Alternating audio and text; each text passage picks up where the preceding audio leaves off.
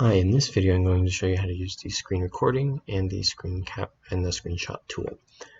Because I'm currently recording the screen, I'm using a different application because I don't want to record myself recording the screen. It actually doesn't work, interestingly enough.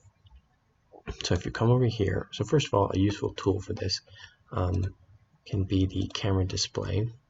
So if you want to take this and put it somewhere else, you can show yourself in the corner, and you can resize this tab to whatever size you want. Not super important for right now. However, if you wanted to start recording, you would right click here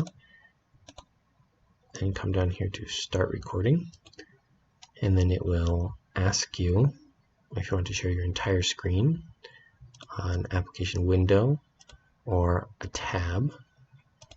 You can choose whichever of those you'd like. You can actually even record a different application. So if I had Microsoft Word open here, I could record a video of myself using Microsoft Word or PowerPoint or whatever, or just record the entire screen. So you don't have to create your video using this website to use the screen recorder on this website.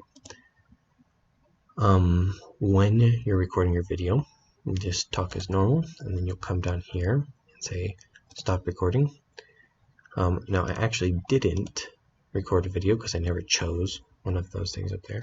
If I did record a video, let's actually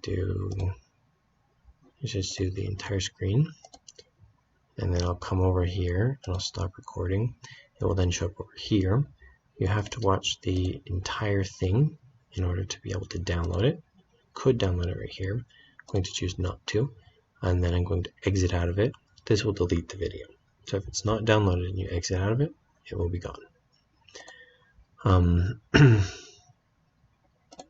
Another thing you can do is you can come over here, say I want to take a screenshot of something on the website, say take screenshot, and you have to choose Opera tab. I believe I'm on this one. You have to choose Opera tab, and that's because it calculates the screenshot area using this.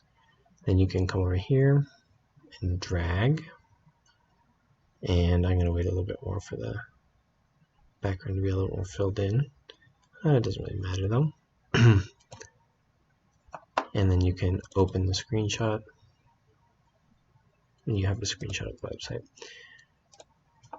So the tools are pretty easy to use, but those are two basic tools that you'll want to know about.